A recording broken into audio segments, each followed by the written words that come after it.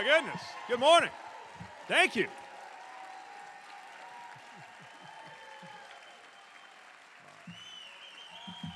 Thanks very much.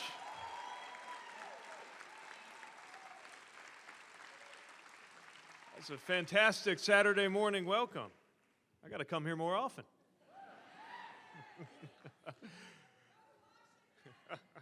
It is really, really good to be back in South Carolina. Thanks for the warm welcome, and thanks for the work that you're doing. Let's hear it one more time for your fantastic state chair, Crystal Spain, and the whole South Carolina Democratic Party team. And I wanted to particularly acknowledge the work to recruit excellent candidates, making sure that every single race, from the hottest swing race to the toughest uphill fight, has a Democrat ready to run and win. That's paying off right now, and it's great work. I'm looking forward to our discussion. I appreciate the opportunity to share just a few thoughts at the outset. First of all, I bring greetings from rural northern Michigan, where I make my home. I bring greetings from our family, who have been enjoying summer to the fullest. Our son, our twins just celebrated their 5th birthday, so our son is, little guy's deep in his Lego phase. He's mastering assembly so much, I think in a couple of years he'll be ready to put in an application at the Dreamliner plant over in North Charleston at the pace he's going. Our daughter just lost her first tooth. And I have learned that even the tooth fairy is not immune to 21st century inflation. I remember when a quarter was pretty good, it was made clear to me that the expectation was paper money only under that pillow. But they're doing great, and frankly, I did not expect to be away from the kids and on the road as much as I have been this year, but it's very much for their sake that I know how important it is to be on the road, on the trail, getting out there and working to support good causes and good candidates and great state parties like what we're gathered here today at this Issues Conference to do. I'm going anywhere people will listen to our message of a better everyday life and a renewed American dream, especially to more conservative areas, and doing things like practicing my unexpected specialty of being a Fox News regular, which is not something I ever thought I'd be doing when I got into politics. What I've seen amid all of those travels and all these conversations I've been having around the country has made me believe even more strongly than I did in 2010 when I first put my name on the ballot in Indiana as a political unknown, something that you already know so well as South Carolina Democrats, which is that there is no such thing as a permanently red state.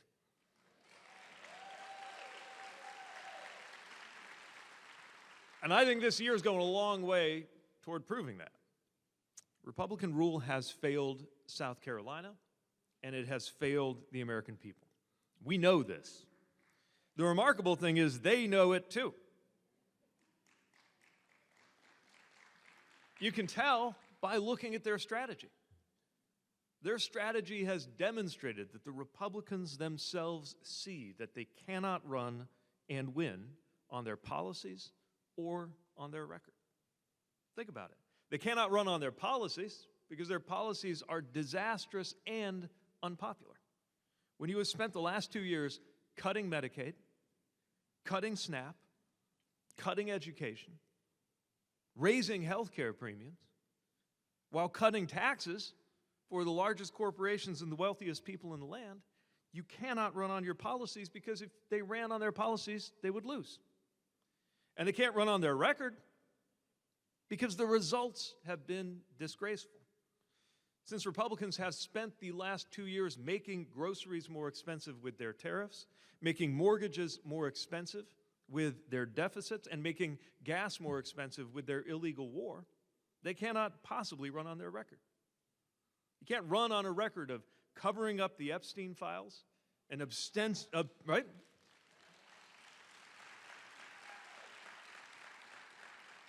You can't run on a record of doing things like that and obsessively waging culture wars while everything in American life gets harder and not easier, more expensive and not more affordable. Not when you ran on draining the swamp And now instead you're raking in crypto money and flying around in a second-hand jumbo jet from a foreign prince, and the only thing they've actually managed to drain is that reflecting pool in front of the Lincoln Memorial. They cannot run on a record like that. So, when no one likes your policies and no one can defend your record, they have only one option left to try to stay in power, and that is to change the rules. That's why they're doing this. They're not even trying to persuade voters. The strategy instead is to disempower voters, to rearrange voters with redistricting, to suppress voters, which is exactly what they are doing. It's why you see this frenzy of partisan gerrymandering. Though it's very telling, I think, that they took a look around here in South Carolina and said, maybe we need to hold off on this for a minute around here. That is a reflection of the power of South Carolina Democrats.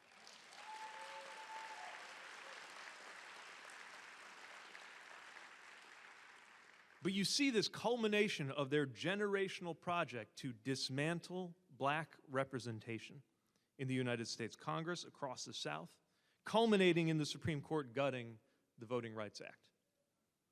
It's why you see an unprecedented flood of corporate and dark money to manipulate election outcomes. They know that they are on the wrong side of the people and cannot win an election that is fair and free. But we know something too. We know that even on a tilted playing field, you can win when you are on the right side of the people. And that's why we will win.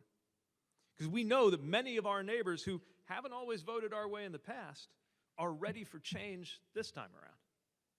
It's not just Democrats who see that money has gone way too far in our politics, that the system is tilted in all the wrong ways and all the wrong people are laughing all the way to the bank.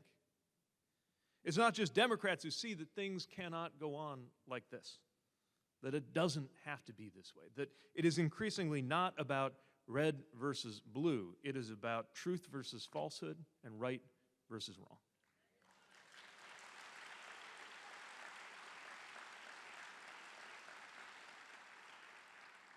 And our neighbors already understand that God does not belong to a political party in the United States of America. And they definitely know that the United States of America should not be at war halfway across the world yet again with no plan for what's next and no end in sight. Our neighbors know that no matter how they voted in the last election. So in South Carolina and across the country, we can offer something better. We can offer a change in direction and a chance to make things better. And this is important, not just better than now, but better than before. This is not about returning to some previous status quo.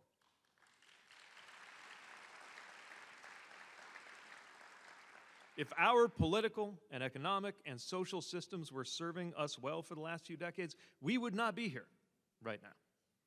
All of that is what led to all of this. And I think it's very important for us to remind ourselves of that the current chaos cannot stand, but a return to politics as usual will not do either.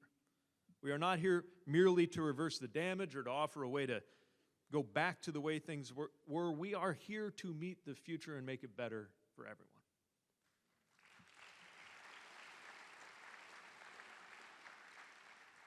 Now, the first time I turned up in South Carolina, it wasn't for politics.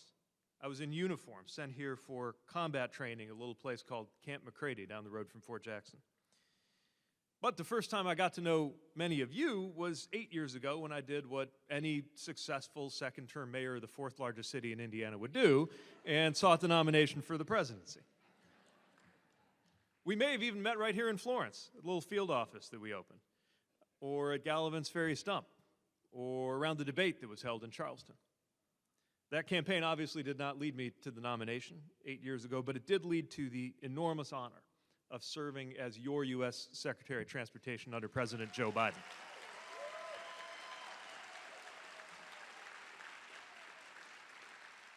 And I'm proud of what we achieved. We made roads and railroads safer. We expanded the rights of airline passengers and held powerful corporations accountable. We also made sure that more of those who had been excluded in the past had a chance to compete and earn business opportunities and research partnerships with the department. I knew that there had been a lot of promises in the past, so we focused on putting our money where our mouth was. We increased the department's contracts with small and disadvantaged businesses by almost $2 billion.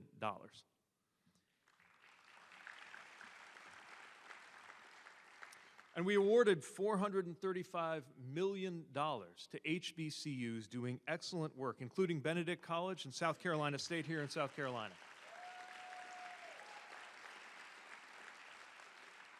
And to be clear, we did that not as a favor, but because we recognized that their excellence in transportation research and workforce development was a benefit to the American people. And we made sure that funding was available to connect once vibrant communities that were divided when highways and railroads were built directly through them. Overall, we funded over 70,000 infrastructure projects, including hundreds of projects right here in South Carolina, working on everything from replacing the bridges over Lake Marion to expanding the concourse at Myrtle Beach Airport to easing traffic on I-526 in Charleston County, just to name a few. Now, one of the best things about the bipartisan infrastructure law was that it was bipartisan. I know that this is a partisan gathering, but I do want to mention we worked with a lot of Republican leaders across the country to implement that law, including your late senior senator. Lindsey Graham voted for that bill. He said it was good for South Carolina, and he was right. But I must point out that not one Republican that this state sent to the House of Representatives joined him. Not one. And yet, whenever there was a transportation and infrastructure win, I could always count on some South Carolina congressional Republican to take credit for something they voted against. It's really remarkable. It's exactly the kind of behavior that makes people cynical about politics and government. But it doesn't have to be that way. That's why we're here. Americans, I am convinced, are ready for something different. Americans know that politics can be better than this, that it can be used to build trust instead of break trust. That politics doesn't have to be a cage match or a blood sport. I think people want a future where you look at your leaders in action and actually feel your blood pressure go down a little bit instead of up through the roof. Wouldn't that be nice? But it requires focusing on what actually matters to make everyday life different and better. Not launching illegal wars abroad and culture wars at home, not governing by tweet and insult, not endless drama. People want results, and we can deliver. We can deliver an economy where one job is enough, which is how it ought to be.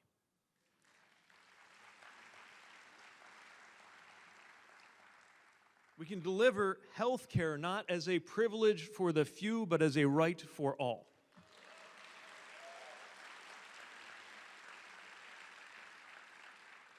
We can deliver an education system worthy of the world's leading economy, where there are excellent public schools where students get the resources they need and teachers get the respect that they deserve.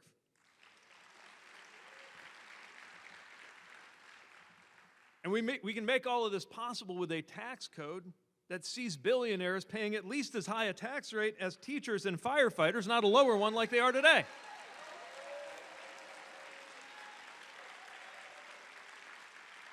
Most Americans are already looking for that. We can deliver a government that works properly, that holds corporations accountable, so that people can get more time back in their day and more money back in their pockets.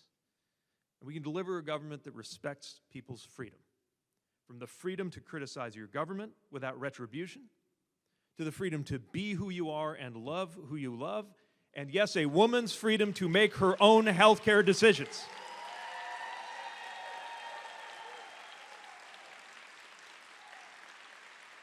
That is not too much to ask.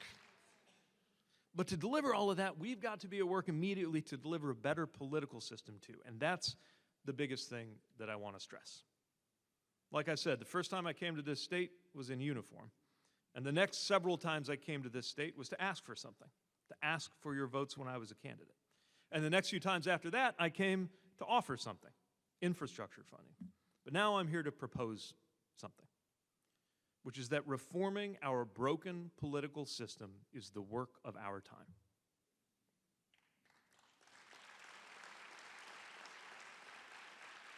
For far too long, we've been shaking our head at our broken political system, saying it's broken, and then acting like it wasn't.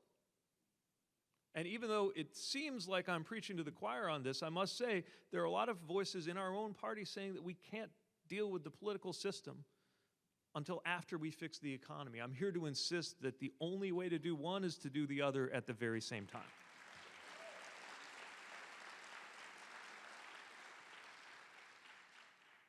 It is time for an end to the partisan gerrymandering being used to wipe out fair representation and entrench supermajorities out of step with the American people. A system where 4 in 10 people, at least in this state, vote Democrat, and yet somehow Mr. Clyburn is all alone in the whole federal delegation that this state sends to Washington.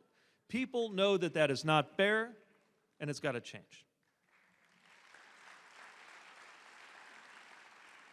It's also time for an end to the presidential election being the only one in this country where you can earn the most votes and still not win. And I should add that a national popular vote would mean that the people of South Carolina play a role in the general election as well as in the primary, because you deserve attention in the fall, too.